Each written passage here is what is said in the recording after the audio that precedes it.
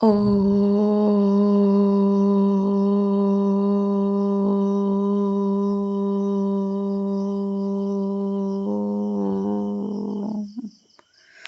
শান্তি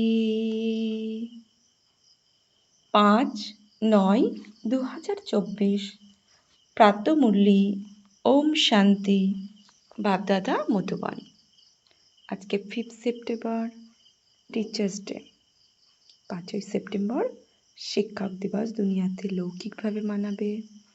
আর আমাদের শিক্ষক পরম সদ্গুরু পরম পিতা পরমাত্মা, তিনি শিক্ষক সদ্গুরু আবার পিতাও। তো আমরাও অলৌকিক শিক্ষক দিবস উদযাপন করব বাবার সাথে, যিনি টিচার হয়ে আমাদের পড়াচ্ছেন, রুহানি পড়াচ্ছেন। তো আজ বাবার অমূল্য মহাবাক্য হচ্ছে, বাপদাদার অমূল্য মহাবাক্য হচ্ছে কি, মিষ্টি বাচ্চারা, এখানে তোমরা প্রকৃতি মার্গের লাভ পেয়ে থাকো, অর্থাৎ ভালোবাসা পেয়ে থাকো। কেননা বাবা আন্তরিকভাবে বলেন, আমার বাচ্চারা, তোমরা বাবার থেকে উত্তরাধিকার প্রাপ্ত করে থাকো। এই লাভ দেহধারী গুরু দিতে পারবে না। তো বাবা যে আমার বাচ্চারা এই কথা বলে, তো তোমরা বাবার থেকে উত্তরাধিকারী প্রাপ্ত করে থাকো। আর এই যে ভালোবাসা লাভ কোনো দেহধারী গুরু দিতে পারে না। যে নিরাকার পরমপিতা পরমাত্মা যে ভালোবাসা দেন, কোনো দেহধারী গুরু দিতে পারে না। প্রশ্ন, যে সকল বাচ্চারা বুদ্ধিতে জ্ঞানের ধারণা হয়েছে, শ্রুড বুদ্ধি, তাদের কেমন লক্ষণ হবে? উত্তর, অন্যকে জ্ঞান শোনানোর খুব শখ থাকবে তাদের। ওদের বুদ্ধি আত্মিক পরিজনদের দিকে ঘোরাফেরা করবে না। যারা শ্রুড বুদ্ধি অর্থাৎ তীক্ষ্ণ বুদ্ধি সম্পন্ন, শ্রুড অর্থাৎ তীক্ষ্ণ বুদ্ধি সম্পন্ন বুদ্ধির, পড়াশোনার সময় তারা কখনো হাই তুলবে না। স্কুলে কখনো চোখ বন্ধ করে কেউ বসবে না। যেসব বাচ্চারা এখানে গরম চাটুর মতো এখানে বসে, তাদের বুদ্ধি এদিক ওদিক ঘোরাফেরা করতে থাকে। বাবা বলছেন, যেসব বাচ্চারা বাবার স্কুলে, বাবার ইউনিভার্সিটিতে গরম চাটুর মতো বসে, তাদের বুদ্ধি এদিক ওদিক ঘোরাফেরা করতে থাকে। তারা জ্ঞানকে বোঝে না। বাবাকে স্মরণ করা তাদের কাছে খুব কঠিন। ওম শান্তি। এ হলো বাবা আর বাচ্চাদের মেলা, গুরু আর চেলার শিষ্যদের মেলা নয়। দুনিয়ার গুরুদের দৃষ্টি থাকে যে এরা আমার শিষ্য, ফরেনার্স বা জিজ্ঞাসু, হালকা দৃষ্টি হয়ে গেল না? তারা সেই দৃষ্টিতেই দেখবে, আত্মাকে নয়, শিষ্য হিসাবে দেখবে। তো আত্মাকে দেখবে না। গুরুরাও শরীরকেই দেখে, আর তার চেনারও বলছে, আর তার চেলারাও দেহ অভিমানী হয়ে বসে থাকে, তাকে নিজের গুরু বলে মনে করে এবং সেই দৃষ্টিতেই দেখে। গুরুকে খুব সম্মান করে। কিন্তু তার সাথে এখানে বিস্তার ফারাক। এখানে তো বাবা এবং বাচ্চাদের রিগার্ড রাখেন। তিনি জানেন যে এই বাচ্চাদেরকে পড়াতে হবে, কিভাবে এই সৃষ্টি চক্র আবর্তিত হয় এবং অসীম জগতের হিস্ট্রি, জিওগ্রাফি সব এই বাচ্চাদেরকে বোঝাতে হয়। এই সব গুরুদের মনে বাচ্চাদের প্রতি লাভ থাকে না। বাবার অন্তরে তো বাচ্চাদের জন্য অনেক বড় লাভ থাকে এবং বাচ্চাদের অন্তরেও বাবার প্রতি লাভ থাকে। তোমরা জানো যে বাবা আমাদের সৃষ্টিচক্রের জ্ঞান শোনান। ওরা কি শেখায়? অর্ধকল্প ধরে শাস্ত্র ইত্যাদি শেখায়, শোনায়। ভক্তিমার্গের ক্রিয়াদি করে, গায়ত্রী, সন্ধ্যা ইত্যাদি শেখাতে থাকে। এখানে তো বাবা এসেছেন, নিজের পরিচয় দিচ্ছেন। আমরা তো বাবাকে একেবারেই জানতাম না। সর্বব্যাপী বলে দিতাম। কাউকে যদি জিজ্ঞাসা করা হয় যে পরমাত্মা কোথায় থাকেন, তো সাথে সাথে বলে দেবে যে তিনি তো সর্বব্যাপী। তোমাদের কাছে যখন মানুষ আসে তখন তারা প্রশ্ন করে যে এখানে কি শেখানো হয়? বলো, আমরা রাজযোগ শেখাই, যার দ্বারা আপনি মানুষ থেকে দেবতা অর্থাৎ রাজা হতে পারবেন। অন্য কোনো সৎসঙ্গে এরকম বলবে না যে আমরা দেবতা হওয়ার শিক্ষা দিই। দেবতারা সত্যযুগে থাকে, কলিযুগে তো হলো মানুষ। আমরা এখন আপনাকে সমগ্র সৃষ্টিচক্রের রহস্য বোঝাবো, যার দ্বারা আপনি চক্রবর্তী রাজা হয়ে যাবেন এবং তারপর আপনাকে পবিত্র হওয়ার জন্য খুব ভালো মুক্তি বলা হবে। এইরকম যুক্তি কেউ কখনো বোঝাতে পারবে না। এ হলো সহজ রাজযোগ। বাবা হলেন পতিত পাবন, সর্বশক্তিমানও তিনি। তাই তাকে স্মরণ করলেই পাপ ভস্ম হবে, কারণ যোগ অগ্নি যে। সুতরাং এখানে নতুন বিষয় শেখানো হয়। এ হলো জ্ঞান মার্গ। জ্ঞানের সাগর এক বাবা, একমাত্র বাবা।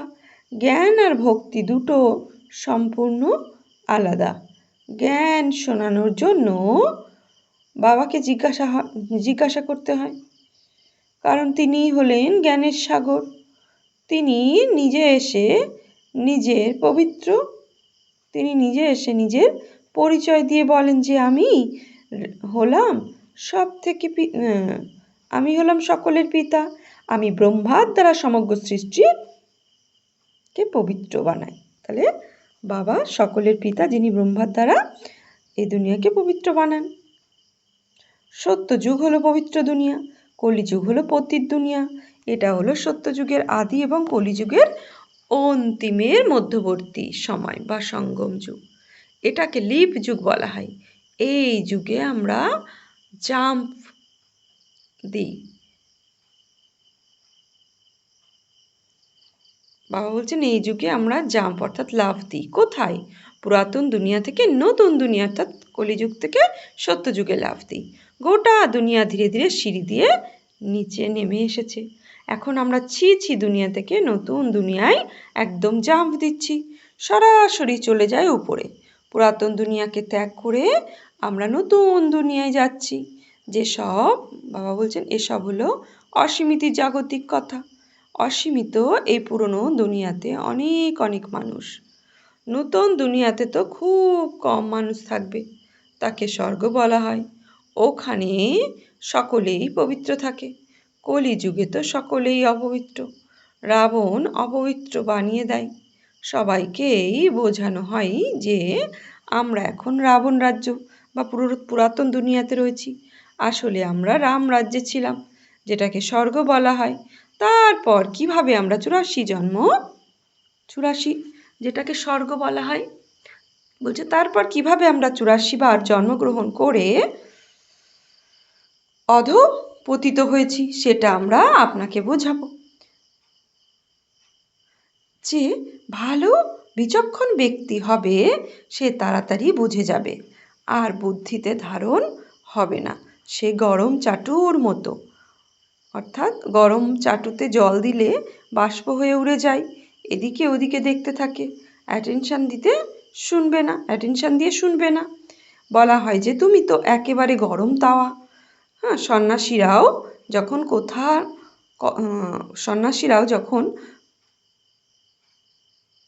কথা শোনায়, হ্যাঁ, তো গরম চাটুর মতো বাবা বলছেন আমরা যখন গরম চাটুর মতো এখানে বসি তখন আমাদের বুদ্ধি এদিক ওদিক ঘুরতে থাকে, বুদ্ধি স্থির থাকে না, বাবার কথাও ধারণা হয় না। তাই গরম চাটুর কথা উল্লেখ করেছে, গরম তাওয়া।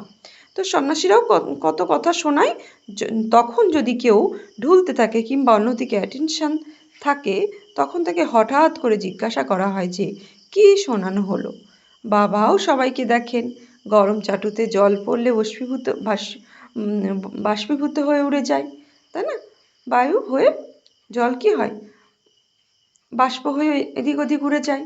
তেমনই এরকম কেউ এখানে বসে নেই তো জিজ্ঞাসা করছে, সুট বুদ্ধি, তীক্ষ্ণ বুদ্ধি সম্পন্ন যাদের, তারা কখনো পড়ার সময় হাই তুলবে না।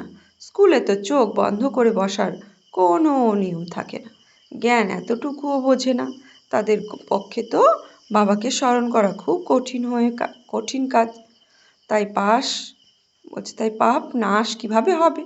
সুট বুদ্ধি সম্পন্ন যে ভালোভাবে জ্ঞান ধারণ করে অন্যদেরকেও শোনানোর উৎসাহ থাকবে তার। জ্ঞান যদি না থাকে তবে আত্মীয় পরিজনদের দিকে বুদ্ধি আবর্তিত হবে।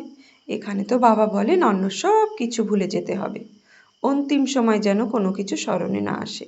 বাবা কয়েকজন সন্ন্যাসীকে দেখছেন যারা হলো পাক্কা ব্রহ্মজ্ঞানী। ভোরবেলা উঠে ব্রহ্ম মহাতত্ত্বকে স্মরণ করতে করতে শরীর ত্যাগ করে। তখন তার থেকে অনেক শান্তির তরঙ্গ প্রবাহিত হয়। কিন্তু ওরা তো ব্রহ্মে লীন হয় না, পুনরায় কোনো মাতৃগর্ভে জন্ম নিতে হয়। বাবা বুঝিয়েছেন বাস্তবে তো কৃষ্ণকেই মহাত্মা বলা হবে। মানুষ তো কোনো অর্থ না বুঝে এমনই যা হোক বলে দেয়। বাবা বোঝাচ্ছেন যে কৃষ্ণ হলো সম্পূর্ণ নির্বিকারী, কিন্তু তাকে সন্ন্যাসী নয় দেবতা বলা হয়। সন্ন্যাসী বলা বা দেবতা বলা তারও অর্থ রয়েছে। কৃষ্ণ কিভাবে দেবতা হয়েছিল? সন্ন্যাসী থেকে দেবতা হয়েছিল।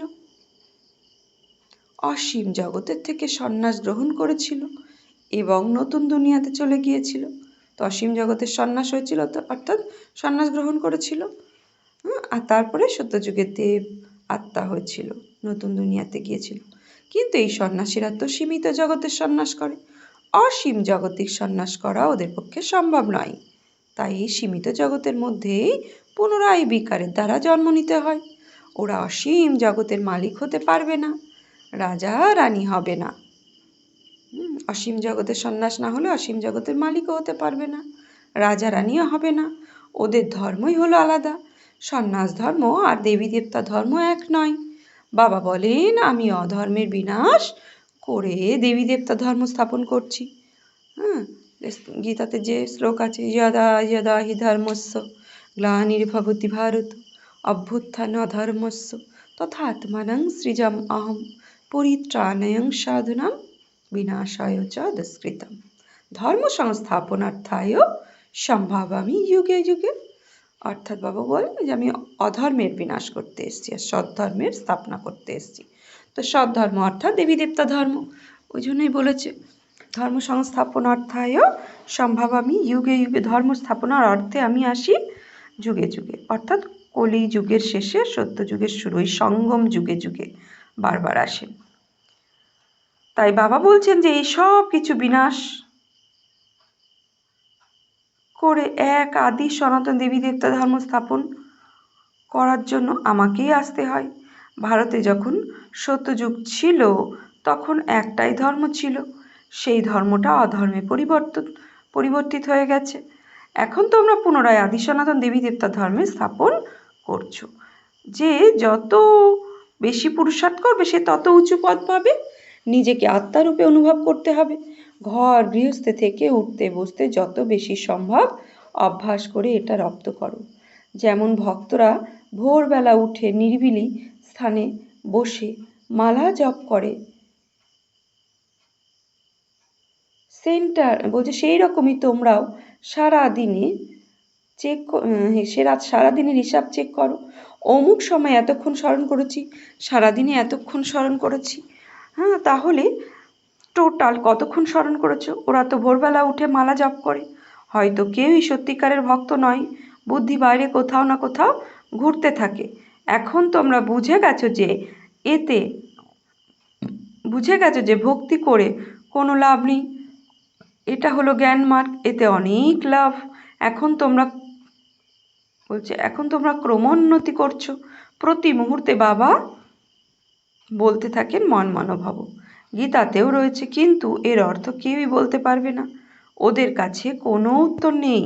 বাস্তবে এর অর্থ তো লেখাও রয়েছে যে নিজেকে আত্মারূপে অনুভব করো, সকল দৈহিক ধর্মকে পরিত্যাগ করে কেবল আমাকে স্মরণ করো।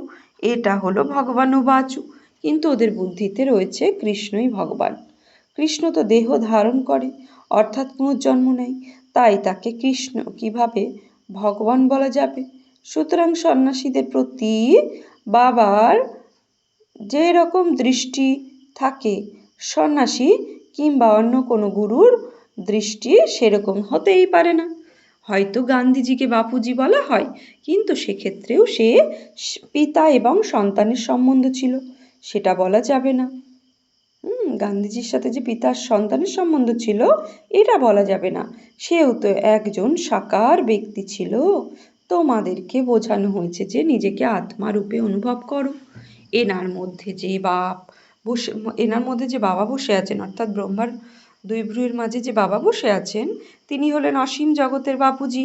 লৌকিক এবং পারলৌকিক উভয় পিতার কাছ থেকে উত্তরাধিকার প্রাপ্ত হয়, পাওয়া যায়, কিন্তু বাপুজির কাছ থেকে তো কিছুই পাওয়া যায় না। ঠিক আছে, হয়তো ভারতের রাজধানী ফেরত পাওয়া গিয়েছিল, কিন্তু এটাকে তো উত্তরাধিকার বলা যাবে না। তো লৌকিকভাবে যে গান্ধীকে বাপুজি বলা হয়, তার কাছ থেকে তো উত্তরাধিকারই পাওয়া যাবে না, তাই না? তাকে উত্তরাধিকার বলা যাবে না, সে তো রাজধানী ফেরত দিয়েছিল। আচ্ছা, সুখের প্রাপ্তি হওয়া উচিত। উত্তরাধিকার দুই প্রকারের, এক জাগতিক পিতার, দুই অসীম জগতের পিতার। তো গান্ধী বাপুজি তিনি জাগতিক পিতা, তাই জাগতিক উত্তরাধিকার ফিরিয়ে দিয়েছিলেন, আর অসীম জগতের পিতা অসীম জগতের উত্তরাধিকার ফিরিয়ে দিচ্ছে। ব্রহ্মার কাছ থেকে কোনো উত্তরাধিকার পাওয়া যায় না, যদিও ইনি হলেন সকল প্রজার পিতা। ইনাকে গ্রেট গ্রেট গ্র্যান্ডফাদার বলা হয়। ব্রহ্মার থেকেও এই অসীম জগতের উত্তরাধিকার পাওয়া যায় না। ইনি নিজে বলেন, আমার কাছ থেকে তোমরা কোনো উত্তরাধিকার পাবে না। যখন ইনিও বলছেন যে আমার কাছ থেকে কোনো উত্তরাধিকার পাওয়া যাবে না, তাহলে ওই বাপুজির কাছ থেকে কি কোনো উত্তরাধিকার পাওয়া যাবে? কিছুই পাওয়া যাবে না। ইংরেজরা তো চলে গেছে, কিন্তু এখন কি পরিস্থিতি? দরিদ্র, হরতাল, পিকেটিং, স্ট্রাইক ইত্যাদি হতেই থাকে। কত মারামারি হতে থাকে, কাউকেই ভয় পাই না। বড় বড় অফিসারদেরও মেরে ফেলে। সুখের পরিবর্তে আরও দুঃখ এসেছে। তো এখানে হলো অসীম জগতের জাগতিক বিষয়। বাবা বলেন, আগে এটা ভালোভাবে পাক্কা করো যে আমি আত্মা, শরীর নই। বাবা আমাদেরকে দত্তক নিয়েছেন, আমরা হলাম দত্তক নেওয়ার সন্তান। তোমাদেরকে বোঝানো হয় যে বাবা অর্থাৎ জ্ঞানের সাগর এসেছেন এবং তিনি সৃষ্টিচক্রের রহস্য বোঝাচ্ছেন, অন্য কেউ বোঝাতে পারবে না। বাবা বলছেন, দেহ সহ সকল দৈহিক ধর্মকে ভুলে কেবল আমাকে স্মরণ করো। শ্রীমদ্ ভগবদ্ গীতার শ্লোক 18তম অধ্যায়। সর্বধর্মান্ন পরিত্যাজ্য মাম একম শরণম ব্রজ অহম তম সর্ব পাপেভ্য মোক্ষয়িষ্যামি শুচ। অর্থাৎ দেহের সকল ধর্ম পরিত্যাগ করে শুধু আমাকেই স্মরণ করো, আমি তোমাদেরকে মোক্ষ লাভ করো। শতপ্রধান তো অবশ্যই হতে হবে। তোমরা এটাও জানো যে পুরাতন দুনিয়ার বিনাশ অবশ্যম্ভাবী। নতুন দুনিয়ায় খুব কম জ্ঞান থাকবে। কোথায় এত কোটি আত্মা আর কোথায় 9 লক্ষ? বাকি এতজন কোথায় যাবে? তোমাদের বুদ্ধিতে রয়েছে যে আমরা আত্মাই সবাই ওপরে ছিলাম, তারপর এখানে এসেছি পার্ট প্লে করতে। আত্মাকেই অ্যাক্টর বলা হবে। আত্মা অ্যাক্ট করে এই শরীরের দ্বারা। আত্মার তো অর্গ্যানসের প্রয়োজন, তাই না? আত্মা কত ছোট, 84 লক্ষ জন্ম হয় না। প্রত্যেকে যদি 84 লক্ষ জন্ম নেয়, তবে পার্ট রিপিট কিভাবে হবে? করবে কিভাবে? কিছুই তো মনে থাকবে না, স্মৃতির বাইরে চলে যাবে। 84টা জন্মই তোমরা মনে রাখতে পারো না, ভুলে যাও। বাচ্চারা, এখন বাবাকে স্মরণ করে তোমাদেরকে অবশ্যই পবিত্র হতে হবে। এই যোগ অগ্নির দ্বারাই বিকর্ম বিনাশ হবে। এটাও নিশ্চিত যে আমার প্রতি কল্পে অসীম জগতের বাবার থেকে অসীম জগতের উত্তরাধিকারী নিয়ে থাকি আমরা। এখন পুনরায় স্বর্গবাসী হওয়ার জন্য বাবা বলছেন কেবল আমাকেই স্মরণ করো, কারণ আমি হলাম পতিত পাবন। তোমরাই তো বাবাকে ব্যাকুল করে ডেকেছিলে, তাই বাবা এখন পবিত্র বানানোর জন্য এসেছেন। দেবতারা পবিত্র হয় আর মানুষ পতিত হয়। পবিত্র হওয়ার পরে শান্তি ধামে যেতে হয়। তোমরা শান্তি ধামে যেতে চাও নাকি সুখ ধামে আসতে চাও? সুখধাম অর্থাৎ সত্যযুগ, শান্তিধাম অর্থাৎ পরমধাম। সন্ন্যাসীরা তো বলে যে সুখ আসলে কাক বিষ্ঠার সমান। আমরা শান্তি পেতে চাই, তারা কখনো সত্যযুগে আসবে না। সত্যযুগ তো প্রভৃতি মার্গে ধর্ম থাকে। দেবতারা নির্বিকারী ছিল, তারাই পুনর্জন্ম নিতে নিতে পতিত হয়ে গেছে। এখন বাবা বলছেন নির্বিকারী হতে হবে। যদি স্বর্গে যেতে চাও তাহলে আমাকে স্মরণ করলে তোমাদের পাপ নাশ হয়ে যাবে, পুনরায় পুণ্য আত্মা হয়ে যাবে এবং তারপর শান্তিধাম আর সুখধামে চলে যাবে। এখানে শান্তিও ছিল, সুখও ছিল, এখন এটা হলো দুঃখধাম। এখন বাবা এসে সুখধাম স্থাপন করে দুঃখধামের বিনাশ করছেন। চিত্র তো সামনেই রয়েছে। ওদেরকে জিজ্ঞাসা করো যে আপনারা এখন কোথায় রয়েছেন। এটা হলো কলিযুগের অন্তিম সময়। বিনাশ অতি নিকটে, খুব ছোট টুকরো অবশিষ্ট থাকবে। ওখানে তো এত বড় ভূখণ্ড থাকবে না। বাবাই বসে থেকে এই সব ওয়ার্ল্ডের হিস্ট্রি জিওগ্রাফি বোঝাচ্ছেন। এ হলো পাঠশালা। ভগবানও বাচু হলো। আগে বাবার পরিচয় দিতে হয়। এখন কলিযুগ, এরপর সত্যযুগে যেতে হবে। ওখানে তো কেবল দুঃখ সুখ আর সুখ থাকবে। সত্যযুগে কেবল একজনকেই স্মরণ করলে সেটাকে অব্যভিচারী স্মরণ বলা হয়। শরীরকেও ভুলে যেতে হবে। শান্তিধাম থেকে এসেছি এবং শান্তিধামেই ফিরে যাব। ওখানে কোনো পতিত আত্মা যেতে পারবে না। বাবাকে স্মরণ করতে করতে পবিত্র হয়ে তোমরা মুক্তিধামে চলে যাবে। এই সব বিষয়গুলো ভালোভাবে বসে বোঝানো হয়। আগে তো এত চিত্র ছিল না, ছবি ছাড়াই সংক্ষেপে বোঝানো হতো।